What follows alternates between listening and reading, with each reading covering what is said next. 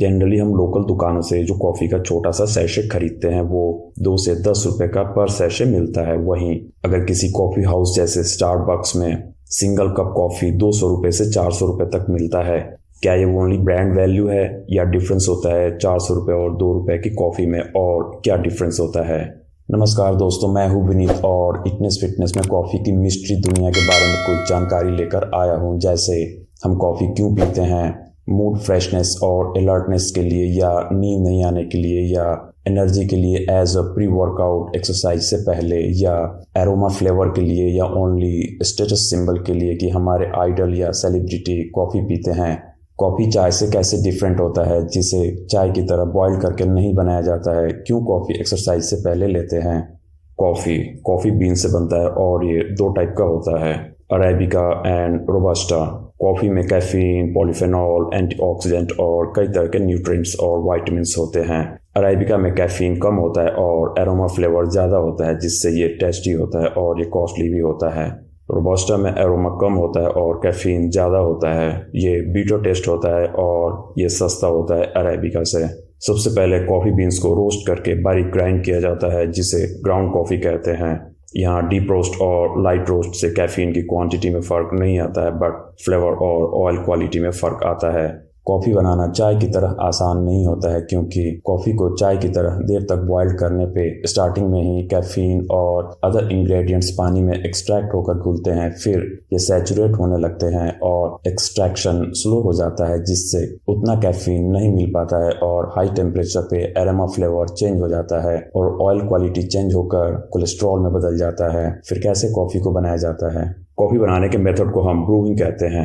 कई डिवाइसेस से ये होता है, जैसे एस्प्रेसो मशीन, परकुलेटर, फ्रेंच प्रेस, पोर ओवर इत्यादि। सबसे ज़्यादा कैफीन एस्प्रेसो मशीन से ब्रूड कॉफ़ी में होता है, उसके बाद परकुलेटर से बनाया हुए कॉफ़ी में होता है। जो कॉफ़ी हम लोकल दुकानों से खरीदते हैं उसे इंस्टेंट कॉफ़ी कहते हैं। ये ब्रूड कॉफ़ी को कोल्ड ड्राई करके बनाया जाता है, जिससे इसमें फ्रेश ब्रूड कॉफ़ी का 40% ही कैफीन मिलता है। इंस्टेंट कॉफ़ी जैसे ब्रू, नेस्कैफे इत्यादि के सैशे पे कितना कैफीन है, अरेबिका और रोबस्टा बीन्स का है, या किस टाइप का रोस्ट से बना हुआ है, कुछ भी मेंशन नहीं रहता है। ऐसे में इस कॉफ़ी से कैसे अंदाज़ा लगाया जा सकता है कि कितना कैफीन आपके कॉफ़ी में मिल रहा है?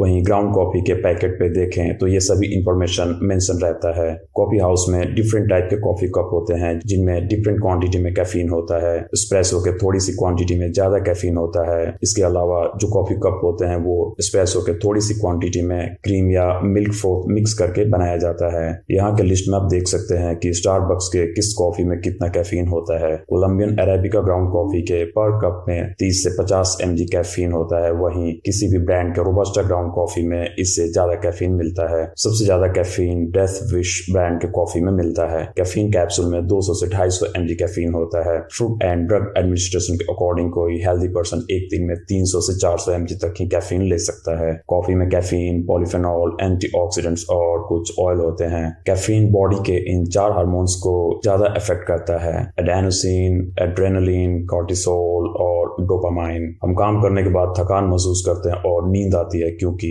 एडेनोसिन हार्मोन रिलीज होकर अपने रिसेप्टर से बाइंड हो जाता है। कैफीन रिसेप्टर को ब्लॉक कर देता है, जिसके कारण एडेनोसिन बाइंड नहीं हो पाता है, जिसके कारण हमें थकान और स्ट्रेस नहीं महसूस हो पाता है और नींद नहीं आती है। यही कारण है कि कॉफी से फ्रेशनेस फील होता है और बहुत से एनर्जी ड्रिंक में कैफीन यूज होता है। एड्रेनलिन को फाइट और फ्लाइट कहा जाता है, यानी लड़ो या भागो। यानी जब आपके सामने कोई खतरा होता है तो ये हार्मोन रिलीज होता है और आपका माइंड तेजी से काम करता है डिसीजन लेने में। इससे हमेशा अलर्टनेस रहता है। कॉर्टिसोल बॉडी में स्टोर्ड ग्लूकोज को तेजी से ब्रेक डाउन करता है, जिससे माइंड को ज्यादा एनर्जी मिलता है फंक्शन के लिए, जिससे हमेशा अवेकनेस एंड फ्रेशनेस फील होता है। इन सभी एग्जाम्पल से ये क्लियर है कि कैफीन एनर्जी का सोर्स नहीं है, बल्कि वो बॉडी में स्टोर्ड ग्लूकोज को मेटाबोलाइज करता है। एंड सेकेंड, ये थकान के बाद भी थकान महसूस नहीं करने देता है, इसीलिए इसे एक्सरसाइज से पहले लेते हैं। कई न्यूट्रिएंट्स, पॉलीफेनॉल और एंटीऑक्सीडेंट्स से भरपूर कॉफी के कई फायदे हैं।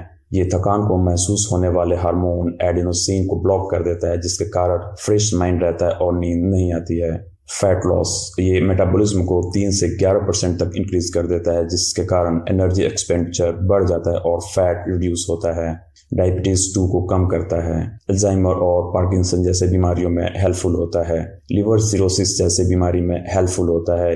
ये यूरिनेशन को इंक्रीज करता है जिसके कारण लीवर और ओवरऑल बॉडी से वाटर रिडक्शन होता है। Heart health and sexual health, coffee से ब्लड आर्टरी स्मूथ और रिलैक्स होता है जिसके कारण ब्लड फ्लो आसानी से होता है और हार्ट को काफ़ी सपोर्ट मिलता है। कॉफ़ी से टेस्टोस्टेरोन जो मेल हार्मोन होता है इंक्रीज होता है। Smooth artery, better blood flow और हार्मोन सपोर्ट के कारण इससे सेक्सुअल हेल्थ जैसे इरेक्टाइल फंक्शन में काफ़ी मदद मिलता है। डिप्रेशन, कॉफ़ी कॉर्टिसोल और डोपामाइन को इंक्रीज करता है जिससे डिप्रेशन और एंजाइटी को कंट्रोल करने में काफ़ी मदद मिलता है। बहुत से फ़ायदे के साथ कॉफ़ी के नुकसान भी हैं। ये एडिक्टिव होता है यानी कि लॉन्ग टर्म यूज़ करने से आदत लग सकती है। कॉफ़ी हमेशा प्रॉपर क्वांटिटी में ही लेना चाहिए और खाली पेट नहीं लेना चाहिए। दोस्तों, अगर ये वीडियो आपको अच्छी लगे तो इसे लाइक एंड सब्सक्राइब करें। आपको और आगे ऐसी वीडियोस में बनाते रहूँगा।